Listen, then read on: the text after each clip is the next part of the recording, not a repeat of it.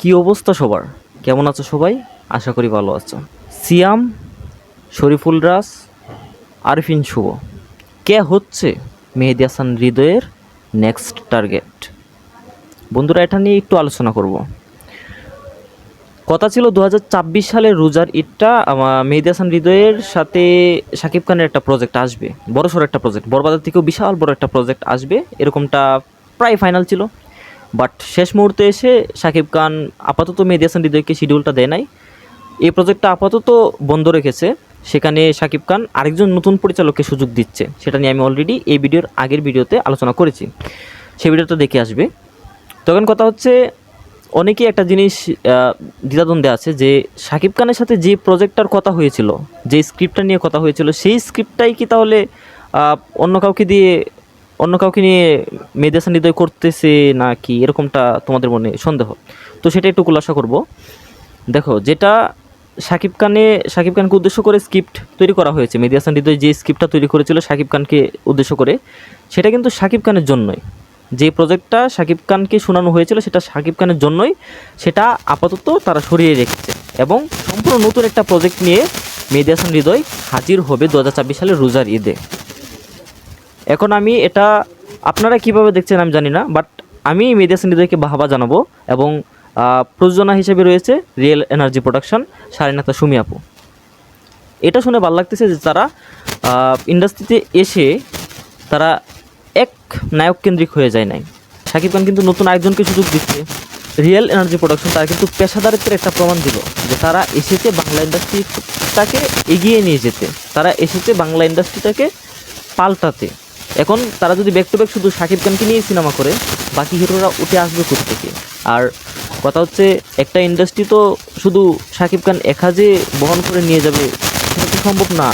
সবাই একসাথে মিলেমিশে কাজ করলে, ভালো করলে তবেই তো ইন্ডাস্ট্রি এগিয়ে যাবে। এখন অনেকে যদি বলেন যে শাকিব খানের সাথে আমি তুলনা করছি, জিনিসটা তুলনা না। শাকিব খানের সাথে কেউ যেতে পারবে না, এটা আমি সবসময় বলবো।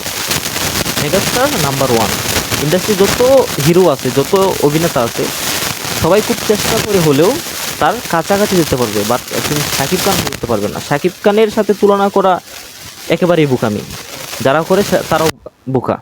সো আমি এখানে তুলনা করতেছি না, বলতেছি যে মেহেদী হাসান হৃদয়ের এবং রিয়েল এনার্জি প্রোডাকশনের নেক্সট টার্গেট তিনজন: সিয়াম, নয়তো আরফিন শুভ, নয়তো শরীফুল রাজ।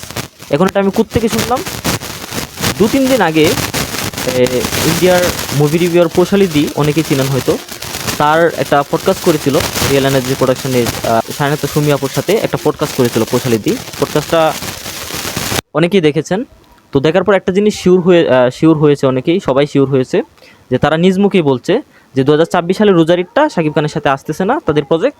তারা 2024 সালের রোজার ঈদটা অন্য একটা প্রজেক্ট নিয়ে হাজির হচ্ছে। আর তাদের টার্গেটে 3জন রয়েছে: আরফিন শুভ, সিয়াম এবং শরীফুল রাজ। এই 3জনের থেকে যে কোনো একজনকে নিয়েই তারা 2024 সালের রোজার ঈদে হাজির হচ্ছে। এখন একটু দেখেন, শারিনাতা সুমি আপু কিন্তু খুব চালাকি করে 3জনের নাম বলেছে। কারণটা হচ্ছে, এই 3জনের নামটা বলার উদ্দেশ্য হচ্ছে, এখন দেখবেন যে এই সিনেমাটা নিয়ে, মানে মেহেদী হাসান হৃদয়ের যে সিনেমাটা নিয়ে হাজির হবে 2024 সালের, এই সিনেমাটা নিয়ে এই 3 ফ্যানবেজের ভিতরে কিন্তু কথাবার্তা হবে। সেক্ষেত্রে কিন্তু সিনেমাটার হাইপ উঠবে। যত কিছুই হোক, বরবাদের মতো তার হাইপ উঠবে না, সেটা পসিবলও না। তবে মেহেদী হাসান হৃদয়ের ভিতরে একটা অরা আছে ভাই, যেটা দিয়ে সে অন্যরকম কিছু করে ফেলবে। তার প্রথম সিনেমা যা দেখিয়েছে, নেক্সটগুলো যে কী হবে তা বলতে পারতেছি না। মেহেদী হাসান হৃদয় বর্তমানে আমার চোখে বাংলাদেশের সেরা একজন টপ ডিরেক্টর। এখন আমি যতটুকু শুনেছি, গোপন সূত্র মতে যতটুকু বুঝতে পেরেছি, বা আমার ভাষ্যমতে যেটা হওয়া উচিত, মেহেদী হাসান হৃদয়ের নেক্সট টার্গেট সিয়াম হতে পারে, সিয়াম আহমেদ হতে পারে তাদের সাথে নেক্সট প্রজেক্ট। তো বর্তমানে আমার চোখে সিয়াম, আরফিন শুভ, শরীফুল রাজ যাকে নিয়ে আসুক, মেহেদী হাসান হৃদয়ের ভিতরে যে ওরাটা আছে, সেই ওরা দিয়ে সে বেস্টটুকু বের করে আনবে। তো হোপ ফর দি বেস্ট, যাকে নিয়ে আসুক, সিয়ামকে নিয়ে আসুক বা শরীফুল রাজকে নিয়ে আসুক বা আরফিন শুভকে নিয়ে আসুক, যাকে নিয়ে আসুক মন্দ হবে না। কিন্তু বর্তমানে একটা জিনিস বিবেচনা করলে আরফিন শুভর মার্কেটটা একটু ডাউন। বর্তমানে সিয়াম এবং শরীফুল রাজ দুইজনকে আনলে চলবে, চলবে, ভালো কিছু একটা যদি তারা ডেলিভার করতে পারে অবশ্যই চলবে। তো আরফিন শুভর মাঠটা ডাউন, আমার মনে হয় না প্রযোজক এই রিস্কটা নিতে চাইবে আরফিন শুভকে দিয়ে। সো আমার যতটুক ধারণা মেহেদী হাসান হৃদয় তার নেক্সট মাসালাটা সিয়ামের সাথেই করতে যাচ্ছে।